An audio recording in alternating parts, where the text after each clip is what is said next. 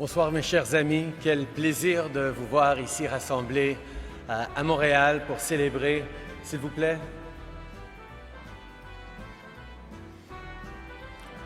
Pour célébrer l'arrivée d'un grand ami du Canada, le président Donald Tusk. Je suis très heureux d'avoir la chance d'accueillir ici, de ce côté-ci de l'Atlantique, chez moi, à Montréal. Je dois d'abord saluer et le président Tusk et la commissaire européenne au commerce, Cecilia Malmström. C'est toujours un grand plaisir de vous revoir. Ce qui nous amène ici ce soir, c'est d'abord une amitié forte, fondée sur une histoire commune et des valeurs partagées. Une amitié fortifiée par les Canadiens et les Européens qui, d'une génération à l'autre, ont uni leurs forces pour relever les grands défis de leur époque. Ensemble, nous nous sommes battus pour la liberté de tous et les droits de chacun.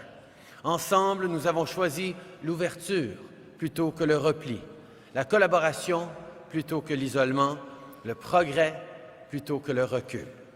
Animés par une vision semblable du monde et de l'avenir auquel nous aspirons, nous avons uni nos forces à maintes reprises tout au long de notre histoire pour bâtir un avenir meilleur pour les Canadiens et les Européens.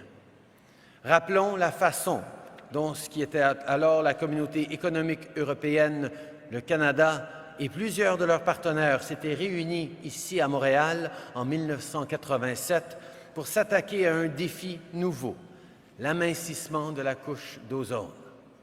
En 1987, nos prédécesseurs avaient saisi l'importance d'agir rapidement et de mener cette lutte à l'échelle planétaire. De là était né le Protocole de Montréal, un accord qui demeure un exemple admirable de coopération internationale au plus haut niveau encore aujourd'hui. More than 30 years later, this spirit of collaboration, this willingness to work together on the most pressing issues facing our world is still very much alive. Just look around. We have since grown closer, both as friends and as partners, and taken on the most pressing challenges of our time, whether it be climate change, terrorism, or free and fair trade. But it was in 2016 that we ushered in a new era of cooperation between our nations with the Strategic Partnership Agreement and the Comprehensive Economic and Trade Agreement. An ambitious and truly comprehensive deal, CETA goes far beyond lowering trade barriers and reaching new markets, although, of course, it does that too. It's a blueprint to help us achieve the kind of future our citizens deserve, a future where hardworking, middle-class people make a fair wage, a future where businesses can grow, thrive, and create more of the good, well-paying jobs people need, a future where everyone has a real and fair shot at success, where our environment is protected, and where labor rights are upheld. With CETA, we're doing trade differently, and it's already paying off. CETA only came into force in September 2017, and already trade between Canada and the EU has grown by almost 8%. This is what we can achieve when we work together to create real, meaningful change for the people we so proudly represent. This summit is a chance for us to build on that progress and write yet another chapter in the story of our friendship here in my hometown of Montreal.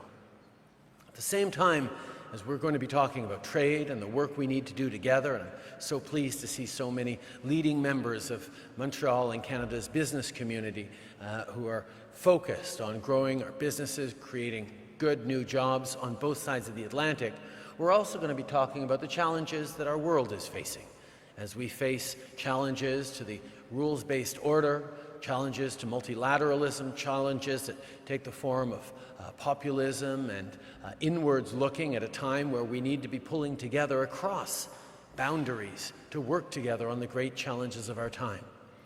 I have to say, in my 4 years as Prime Minister, of all the different voices that have been out there talking about collaboration, unity, and respect, Donald's has been one of the strongest. President Tusk has been a good friend, a strong ally, and an extraordinarily powerful representative for Europeans who believe that working together and achieving great things only happens if we stay open and confident. And regardless of the tables around which we find ourselves together, whether it's at the G20 or the G7 or bilateral conversations between Canada and Europe and others, Donald's voice is one that has resonated strongly and proudly on values that Europeans and Canadians not just share, but hold up as examples to the world. I have to say, as Donald approaches the end of his term as President of the European Council, that he will be deeply missed, both on a formal and official level, but also on a personal level, for the many, many friends you have created through your dedication to service, to well representing people and their dreams and aspirations. So it is a tremendous honor for me to be able to not just welcome you to my hometown, but to welcome you to continue with me as we work every day to build a better world for all. Thank you, Donald, my friend.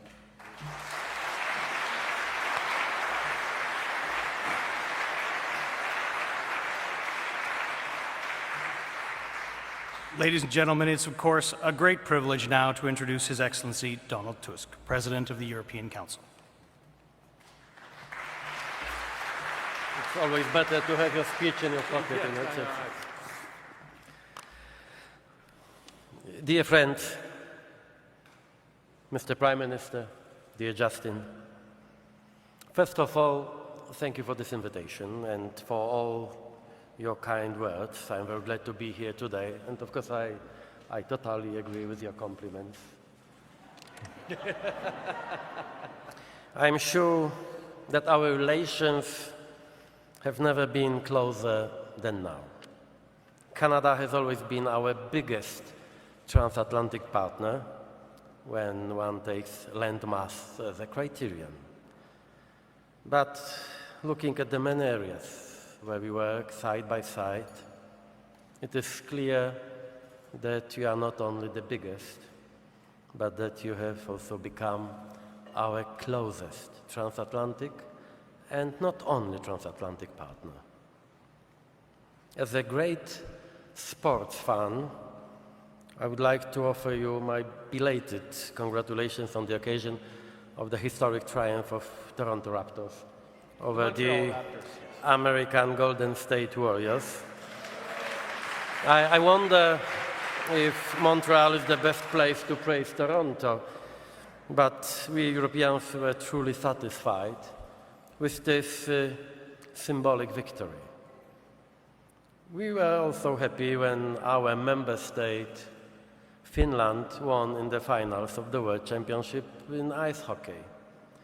This was a confirmation that Europe can count on Canada in every situation.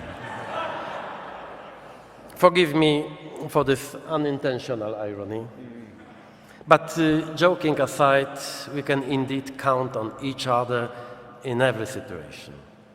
I realized this again at our last G20 summit in Japan's Osaka. We supported each other, in fact, in all topics: climate protection, rules-based world order, respect for your partners, support for the independence and integrity of Ukraine, fair and mutually beneficial trade, conflict in Venezuela. On those and other issues, Europe and Canada have no problem in finding common language.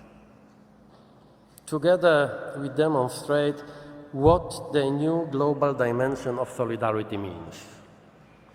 Solidarity with future generations, with the weaker and oppressed, and with all those who still believe in traditional Western values: freedom, human dignity, tolerance, and the rule of law. And, you know, as a Pole, I know what I'm talking about when I talk about solidarity. Dear Prime Minister, your foreign policy has sometimes been described by the slogan, "Canada is back." This is not only a slogan. Canada has returned to world politics in great style, thanks to its courage, decency, wise vision, and thanks to its leader, who with such talent and determination is able to combine a policy of national interest with universal values. It's good to have you on our side, and it's good we have you, Justin. Thank you.